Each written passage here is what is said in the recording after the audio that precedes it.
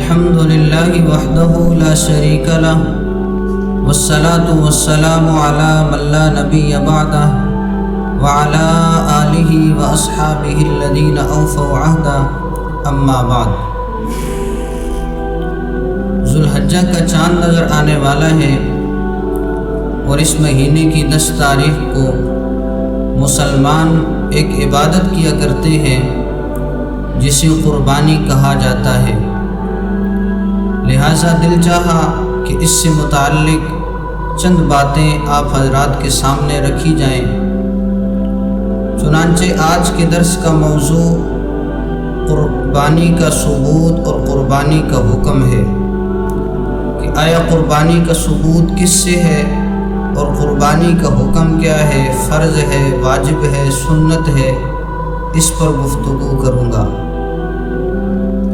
اللہ جل شانہ قرآن کریم کے اندر ارشاد فرماتے ہیں، وَاتْلُ عَلَيْهِمْ نَبَأَ ابْنَيْ آدَمَ بِالْحَقِّ إِذْ قَرَّبَا قُرْبَانًا فَتُقُبِّلَ مِنْ أَحَدِهِمَا وَلَمْ يُتَقَبَّلْ مِنَ الْآخَرِ قَالَ لَأَقْتُلَنَّكَ قَالَ إِنَّمَا يَتَقَبَّلُ اللَّهُ مِنَ الْمُتَّقِينَ۔ آپ صلی اللہ علیہ وسلم سے کہا جا رہا ہے، آیت مبارکہ کا مفہوم مطلب یہ ہے کہ آپ صلی اللہ علیہ وسلم سیدنا آدم علیہ السلام کے 2 بیٹوں کا تذکرہ کیجئے کہ جنہوں نے اللہ کے نام پر قربانی کی تھی، نمبر 1 حابیل، نمبر 2 قابیل۔ انہوں نے اللہ تعالیٰ کے نام پر قربانی کی، لیکن قرآن کریم کہتا ہے کہ ایک کی قربانی مقبول ہوئی اور دوسرے کی قربانی مردود ہو گئی۔ حابیل کی قربانی اللہ جل شانہ نے قبول فرما لی اور قابیل کی قربانی اللہ جل شانہ نے قبول نہیں فرمائی۔ اب جو قابیل تھا یہ کہنے لگا لَأَقْتُلَنَّكَ اپنے بھائی سے کہ میں تجھے ضرور بضرور قتل کروں گا۔ پہلے بھائی نے کہا کہ اللہ جل شانہ پرہیزگاروں ہی سے قربانی کو قبول فرماتے ہیں، لہٰذا اللہ جل شانہ نے میری قربانی کو قبول فرما لیا۔ تو اس آیت مبارکہ کے اندر گویا کہ ثبوت یوں مل رہا ہے کہ سیدنا آدم علیہ السلام کے زمانے سے قربانی چلی آ رہی ہے۔ جس طرح کی ایک اور آیت مبارکہ کے اندر اللہ جل شانہ نے اس بات کا تذکرہ کیا، وَلِكُلِّ أُمَّةٍ جَعَلْنَا مَنْسَكًا لِيَذْكُرُوا اسْمَ اللَّهِ عَلَى مَا رَزَقَهُم مِّن بَهِيمَةِ الْأَنْعَامِ کہ ہم نے ہر امت کے لیے قربانی کو مقرر کیا ہے تاکہ اللہ جل شانہ نے انہیں جو چوپائے اور جانور عطا کیے ہیں انہیں وہ اللہ کے نام پر ذبح کریں، ان پر اللہ کا نام لیں اور پھر انہیں اللہ کے نام پر ذبح کر دیں۔ تو لہٰذا آیات کے اندر قربانی کا ثبوت ملتا ہے، اور اس آیت مبارکہ سے پتہ چلتا ہے کہ ہر امت کے اندر اللہ جل شانہ نے قربانی رکھی ہے، لہٰذا اس امت کے اندر بھی قربانی ہے، تو قربانی کا ثبوت قرآن کریم سے ملتا ہے۔ نمبر 2 قربانی کا حکم۔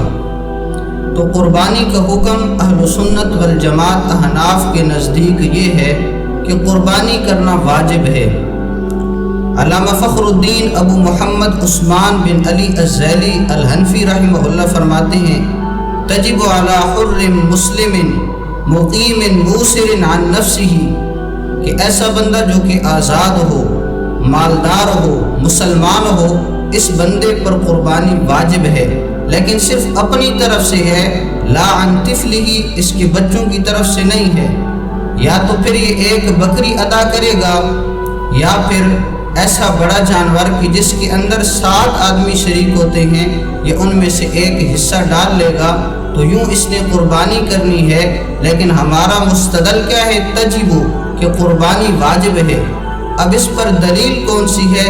دلیل اللہ کا قرآن موجود ہے۔ اللہ تعالیٰ قرآن کریم کے اندر ارشاد فرماتے ہیں، فَصَلِّ لِرَبِّكَ وَانْحَرْ اپنے رب کے لیے نماز پڑھیے اور قربانی کیجیے۔ حضرت امام حسن بصری رحمہ اللہ اس آیت کی تفسیر میں فرماتے ہیں کہ فَصَلِّ لِرَبِّكَ اس نماز سے مراد عید الاضحیٰ کی نماز ہے، اور وانحر سے مراد قربانی ہے۔ تو لہٰذا امام ابو بکر الجساس رحمہ اللہ اپنی تفسیر کے اندر لکھتے ہیں کہ اس سے 2 باتیں ثابت ہوئیں۔ یعنی یہ جو تعویل امام حسن بصری نے کی ہے، هذا التأویل یتضمن معنیین، یہ تعویل دو معنوں کو متضمن ہے، شامل ہے۔ احدہما ایجاب صلاۃ الاضحیٰ، ان میں سے ایک یہ ہے کہ قربانی کی نماز بھی واجب ہے، عید الاضحیٰ واجب ہے، والثانی وجوب الاضحیہ، اور دوسری بات یہ ہے کہ قربانی واجب ہے۔ تو لہٰذا قربانی کا حکم اہل سنت والجماعت احناف کے نزدیک یہ ہے کہ قربانی واجب ہے۔ اللہ کے فرمان کو دلیل کے طور پر میں نے آپ حضرات کے سامنے پیش کیا۔ اللہ جل شانہ مجھے آپ کو اسی طرح تمام مسائل سمجھ کر عمل کرنے کی توفیق عطا فرمائے۔ وآخر دعوانا ان الحمد للہ رب العالمین۔